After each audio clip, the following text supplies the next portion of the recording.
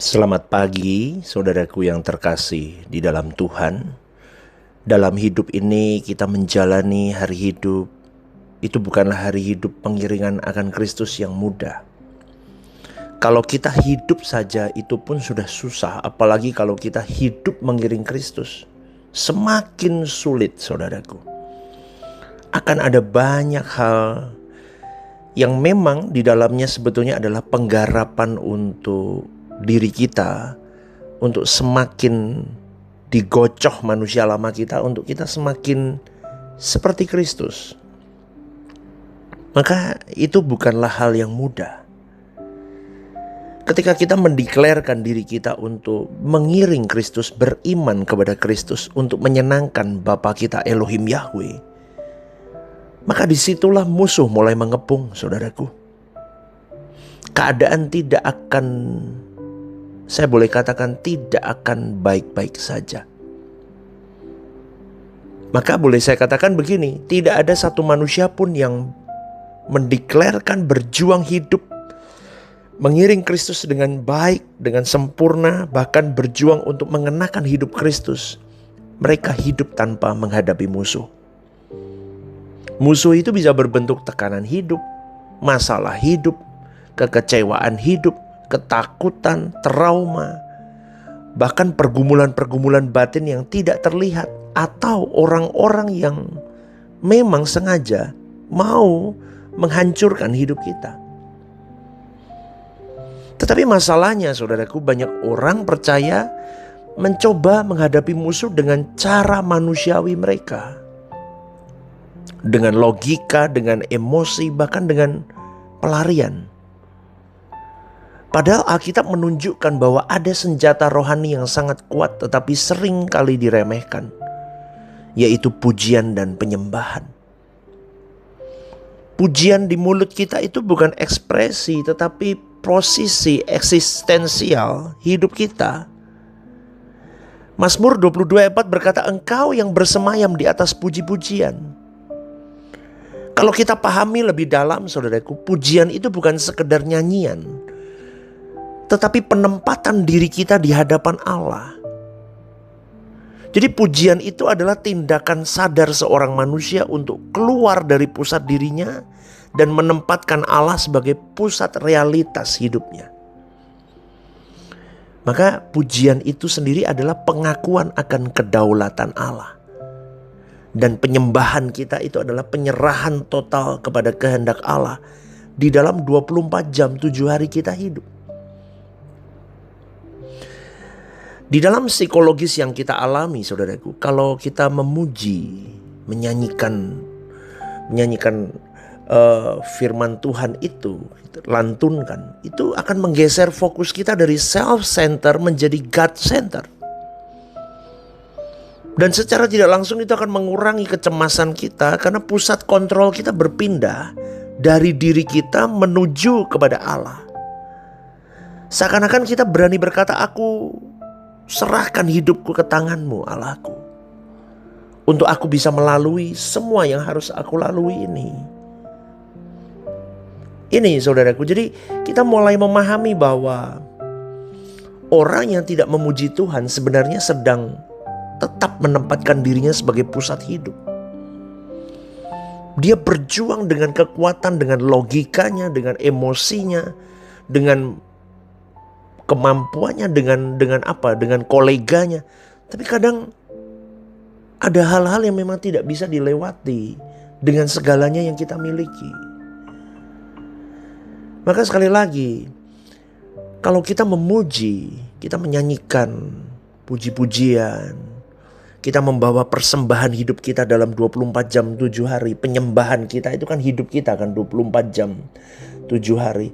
Itu sebetulnya sedang mengekspresikan bahwa diri kita itu ada di posisinya Tuhan. Dan aku berubah total dari yang kupegang sendiri beban itu, kuserahkan ke Tuhan. Karena aku di dalam Tuhan. Dan kalau aku hancur pun, biarkan aku hancur di tangan Tuhan.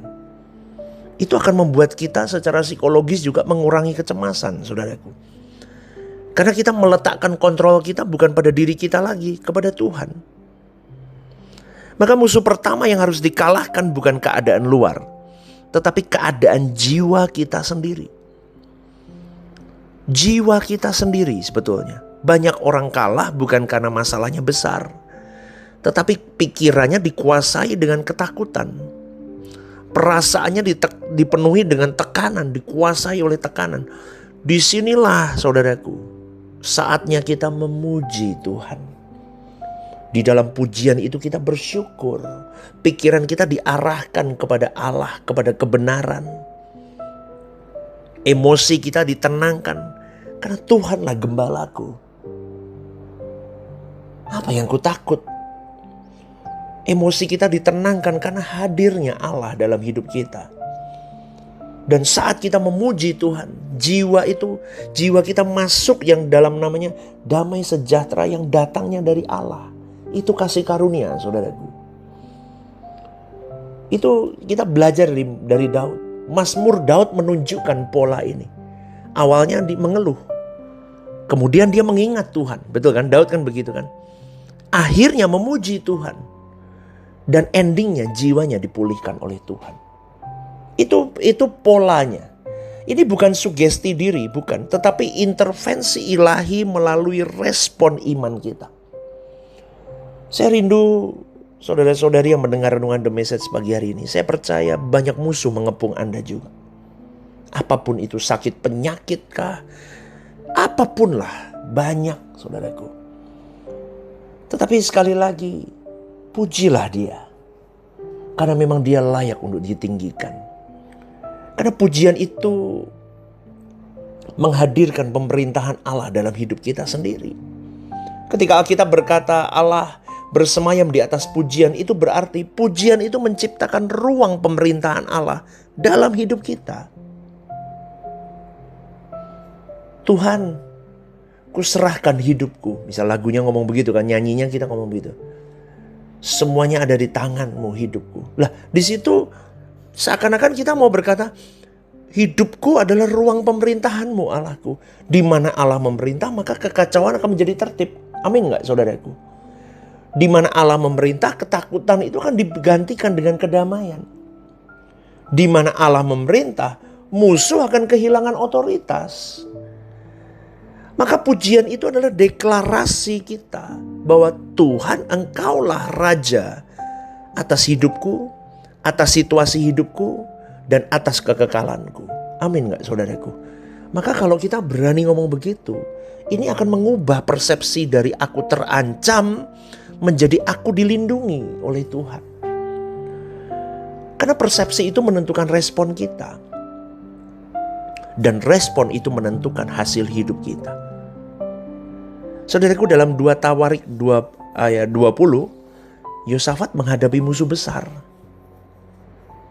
Itu cerita di situ adalah Yosafat dikepung menghadapi musuh besar.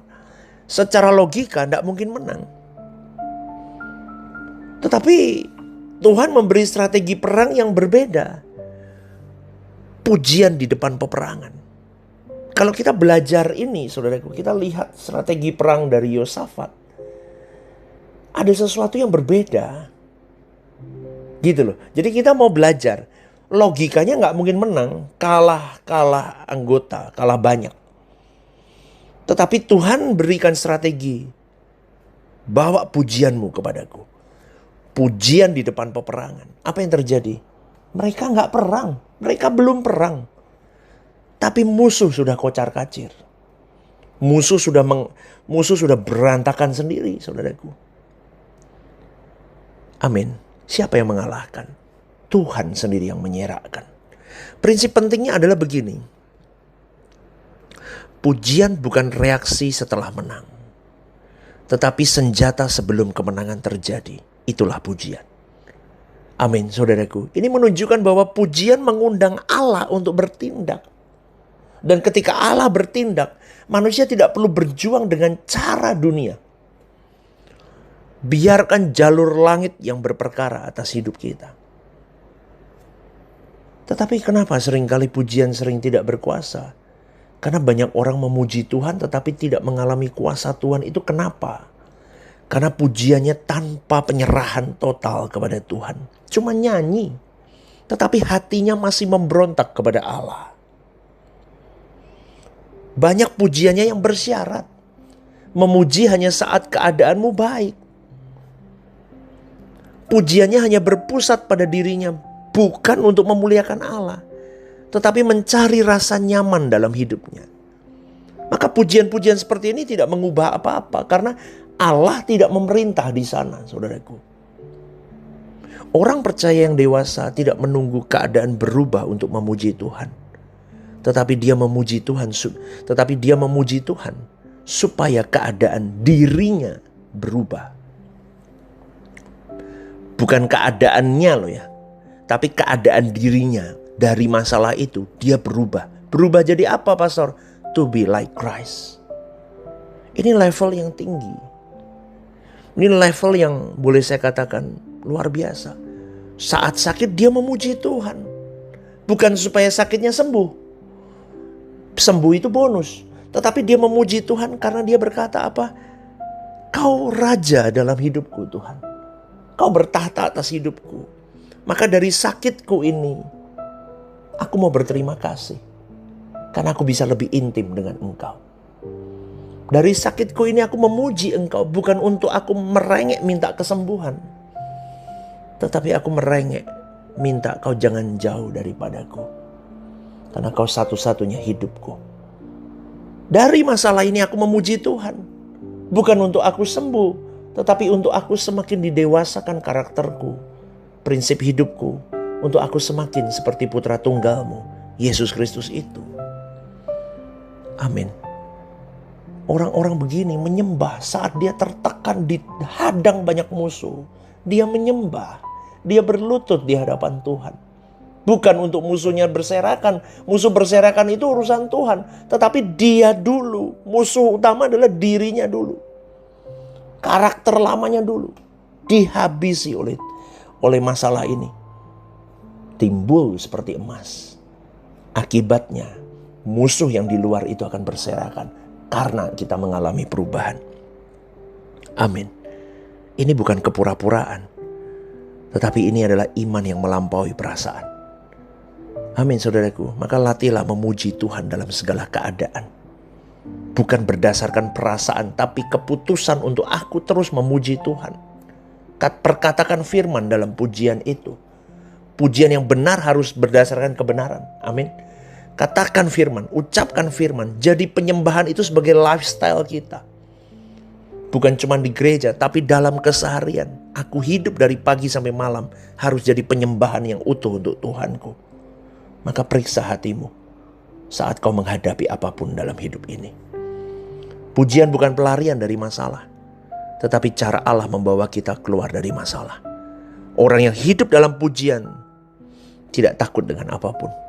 Tidak dikuasai oleh keadaan. Tidak akan pernah dikalahkan oleh musuh. Karena hidupnya berada di bawah pemerintahan Allah yang hidup. Saudaraku, apapun yang kau hadapi hari ini.